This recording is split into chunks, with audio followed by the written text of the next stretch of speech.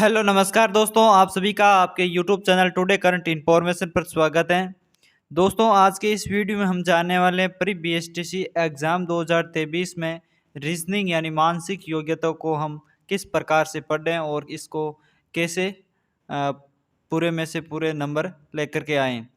तो दोस्तों, इसके बारे में ही आज इस वीडियो में चर्चा करेंगे, तो बने रहिए वीडियो के अंत तक। और चैनल पर पहली बार आए हैं तो चैनल को सब्सक्राइब करें और हमारे Telegram group today current information को ज्वाइन ज़रूर करें, जिसकी लिंक हमने डिस्क्रिप्शन में दे रखी है, ताकि आपको बीएसटीसी की रिलेटिव इम्पोर्टेंट क्वेश्चन हैं जो वहाँ से मिल सकें और आप अपनी तैयारी को मजबूत बना सकें।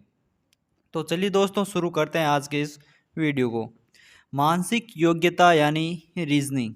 रीजनिंग का दोस्तों जो मैटर होता है हमारे प्री बीएसटीसी एग्जाम के अंदर, इसमें से 50 क्वेश्चन पूछे जाते हैं। कितने क्वेश्चन पूछे जाते हैं दोस्तों?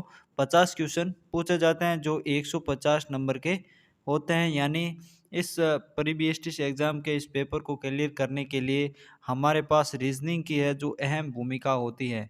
अगर आपकी रीजनिंग मजबूत है तो आप प्री बीएसटीसी एग्जाम को अच्छी तरीके से क्लियर कर पाओगे।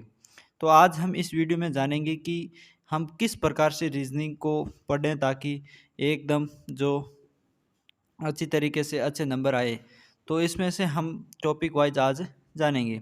तो पहला टॉपिक रहेगा यानी सरल टॉपिक से कठिन की ओर हैं जो इसको पढ़ना है। तो हमारा सरल टॉपिक, सबसे सरल टॉपिक है वो है सादृश्यता हो जाएगा। एक नंबर पर कौन सा हो जाएगा? सादृश्यता। फिर उसके बाद है असंगत यानी बेमेल को चुनना।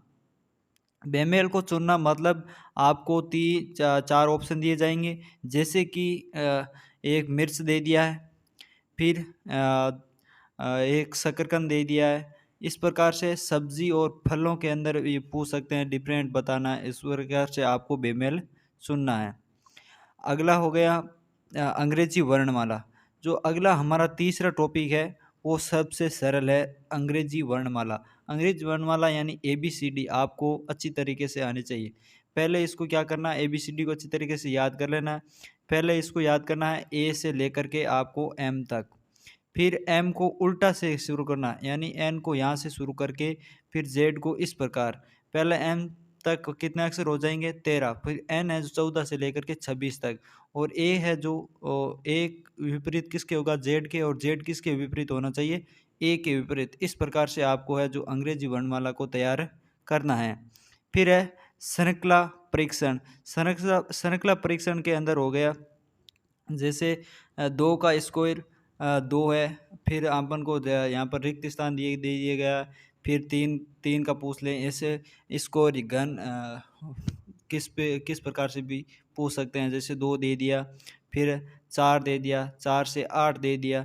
आगे हमें पूछ लिया कि यहाँ पर रिक्त स्थान में कौन सा अंक आएगा। फिर है आकृतियों की गणना। आकृतियों की गणना के अंदर त्रिभुज है, जैसे त्रिभुज, इस त्रिभुज के अंदर हमें पूछ लिया कि इस त्रिभुज के अंदर कितने त्रिभुज हैं। तो इस त्रिभुज के अंदर हो जाएंगे 3 त्रिभुज। कैसे हो जाएंगे? 3 त्रिभुज, जैसे ये एक पूरा, फिर ये वाला और ये वाला, तो यह 3 त्रिभुज होएगा। इस प्रकार से हमें आकृति गणना करनी है। फिर हमारा अगला टॉपिक हो जाएगा शब्दों का वर्णमाला कर्म। तो वर्णमाला कर्म हो जाएगा यानी ABCD। जैसे यहाँ पर हमने लिया है एप्पल, APPLE। तो एप्पल हो गया, ये शब्द लिया है। ऐसे ही हमें 4 शब्द देंगे, 4 से 5 शब्द देंगे। इनमें से सही क्रम वाइज ABCD के हिसाब से पहले मीनिंग कौन सी आएगी? यहाँ पर एप्पल दे दिया, फिर दे दिया ANT, आंट। तो यहाँ पर क्या हो जाएगा? ए है, ए दोनों में कॉमन है। फिर P है, P के पहले कौन आता है? N पहले आता। तो यह है जो क्या हो जाएगी? करेक्ट हो जाएगी। इस प्रकार से शब्दों का वर्णमाला क्रम होगा। फिर है व्यवस्था परीक्षण यानी बैठक क्रम। जो व्यवस्था परिक्रम है, ए के सामने बी बैठा है, बी के सामने ए बैठा, इस प्रकार से बैठक व्यवस्था है वो हो जाएगी। फिर है वेन डाइग्राम, वेन आरेख यानी वेन डाइग्राम। वेन डाइग्राम आपको आसानी से इसको क्लियर कर लेंगे। जैसे यहाँ पर दिया देश, देश के अंदर फिर दे दिया राज्य, तो राज्य किसके अंदर आता है? देश के अंदर। फिर दे दिया जिला, तो जिला किसके अंदर आता है? राज्य के अंदर आता है। तो इस प्रकार से है ये हमारा डाइग्राम बन जाएगा और आप इसको आसानी से है जो क्लियर कर लोगे, इसका आंसर दे दोगे। फिर है दिशा ज्ञान। दिशा ज्ञान भी इतना कठिन नहीं है। दिशा ज्ञान आपको अच्छी तरीके से दाएं और बाएं का अच्छी तरीके से इसमें ध्यान रखना है। फिर है चिन्ह आधारित संक्रियाएं, यानी बोर्ड नियम, बोर्ड मास नियम के आधार पर इसको आपको तैयार करना है। चिन्ह आधारित संख्याएं जैसे दे दिया हमें 2+3/4, इस प्रकार से हैं जो संख्याएं आती है वो होती है चिन्ह आधारित संक्रियाएं, जो किससे सोलो से होती है, बोर्ड मास नियम के आधार पर तैयार होती हैं। फिर है हमारा घन घनाभ पासा। ये घन घनाभ पासा, इन घन और घनाभ के से रिलेटिव क्वेश्चन कम पूछे जाते हैं, इसमें पासा से हैं जो क्वेश्चन ज़्यादा पूछे जाते हैं। तो इस प्रकार से आपको पासे को अच्छी तरीके से तैयार कर लेना है। फिर है मैट्रिक्स अज्ञात संख्या। मैट्रिक्स एवं अज्ञात संख्या, यानी इसमें भी आपको ज़्यादा पढ़ने की ज़रूरत नहीं है, इनसे कम क्वेश्चन पूछे जाते हैं ये मैट्रिक्स अज्ञात संख्या वाले। फिर है असुमेलित आकृति को छांटना। असुमेलित आकृतियाँ यहाँ पर हमें ये त्रिभुज दे दिया है, वर्ग दे दिया है, फिर वापस त्रिभुज का है जो आकार किस इस प्रकार से दे दिया है, यानी एक ही समान 3-4 आकृतियाँ दे देंगे। उस आकृतियों में से हमें जो अलग आकृति है उस आकृति को छांटना है। तो यहाँ पर 2 त्रिभुज दिए हैं और ये बीच में वर्त है, तो अब हम इसको इस प्रकार से करेक्ट कर देंगे। फिर है रक्त समूह, जो हमें क्या करना है, रक्त समूह के संबंधी जितने भी क्वेश्चन आए तो उस क्वेश्चन को इसमें जो संबंध दे रखे होते हैं उन सभी संबंधों को हम स्वयं पर लेना है, यानी ऐसा संबंध है जो सभी हमारे परिवार यानी हम स्वयं पर लेंगे, तभी इस रक्त संबंध से जितने भी क्वेश्चन हैं उनको हम सोल्व कर पाएंगे। अगला पॉइंट है हमारा दोस्तों कैलेंडर। क्या है, कैलेंडर। फिर है घड़ी और फिर तार्किक वैन आरेख। फिर आयु परीक्षण, दर्पण जल प्रतिबिंब, इसमें भी आपको अच्छी तरीके से ABCD से रिलेटिव क्वेश्चन पूछे जाते हैं इसमें।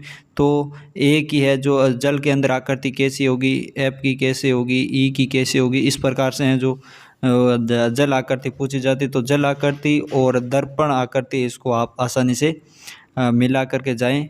और फिर है कथन निष्कर्ष। ये जो है आपके काफ़ी टफ रहता है कथन निष्कर्ष, इसको भी आप अच्छी तरीके से पढ़ लेना ताकि आपको कथन निष्कर्ष हैं और अच्छी तरीके से क्लियर हो सके। फिर है न्याय वाक्य, इनसे क्वेश्चन पूछा नहीं जाता और कथन धारणा से भी क्वेश्चन नहीं पूछा जाता है।